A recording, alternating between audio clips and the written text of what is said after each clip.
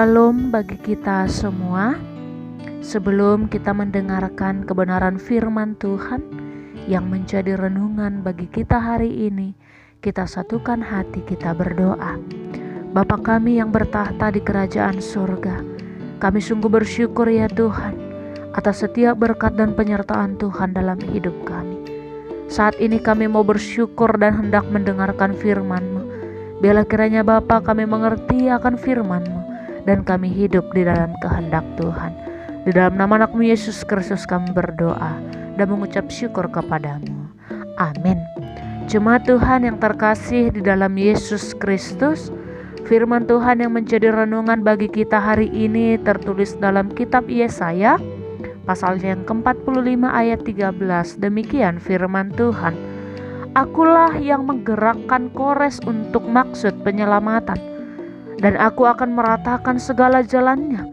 Dialah yang akan membangun kotaku dan yang akan melepaskan orang-orangku yang ada dalam pembuangan, tanpa bayaran dan tanpa suap. Firman Tuhan semesta alam. Amin. Demikian firman Tuhan. Jemaat Tuhan yang terkasih di dalam Yesus Kristus, Tuhan dapat memakai siapa saja sebagai alatnya untuk mewujudkan rencana Allah di dunia ini, bahkan termasuk orang yang tidak pernah diperhitungkan sama sekali. Ini terlihat ketika Allah melalui Nabi Yesaya menyampaikan kepada umat Israel bahwa Kores adalah alat di tangan Allah yang dipakainya untuk kebesaran dan kemuliaannya. Siapakah Kores?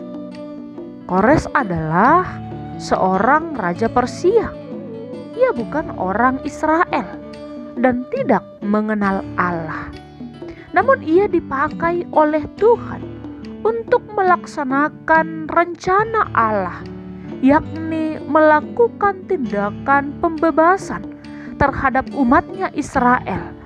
Sama seperti dalam teks renungan kita hari ini, bahwasanya Allah mengatakan, akulah yang menggerakkan Kores untuk maksud penyelamatan. Jemaat Tuhan yang terkasih di dalam Yesus Kristus, apakah maksud Allah dengan memakai Kores sebagai alatnya? Tuhan mau agar Kores yang tidak mengenal Tuhan tahu bahwa dialah Tuhan Allah Israel.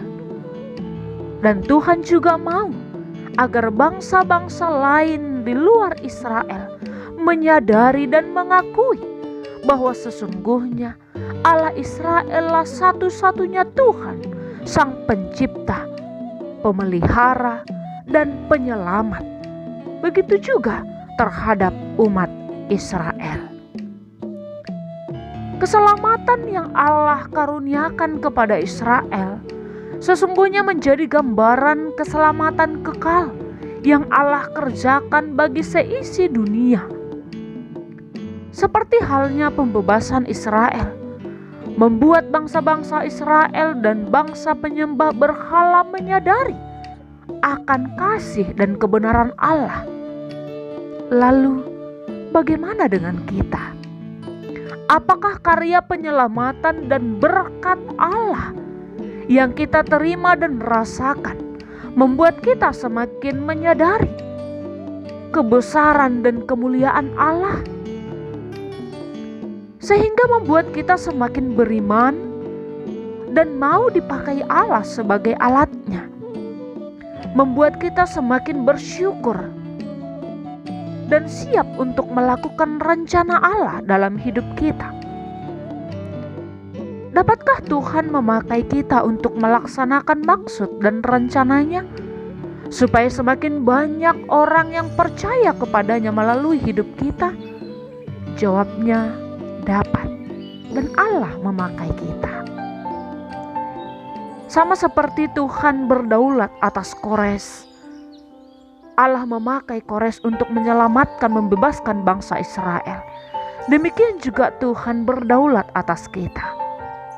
Bagaimanapun adanya kita, Tuhan mau memakai kita untuk menjadi berkat dan saksinya, melakukan perintah Allah dan rencana Allah dimanapun kita berada. Maukah kita untuk menjadi saksinya? Mari kita renungkan di dalam hati kita. Amin. Demikian firman Tuhan yang menjadi renungan bagi kita hari ini. Tuhan Yesus memberkati. Kita berdoa. Bapa, ajari kami untuk bersyukur, mensyukuri atas setiap rencana Tuhan dalam hidup kami. Serta kami siap ya Tuhan untuk menjadi alat Tuhan, menjadi saksi Tuhan, dan menjadi berkat dimanapun kami berada. Amin.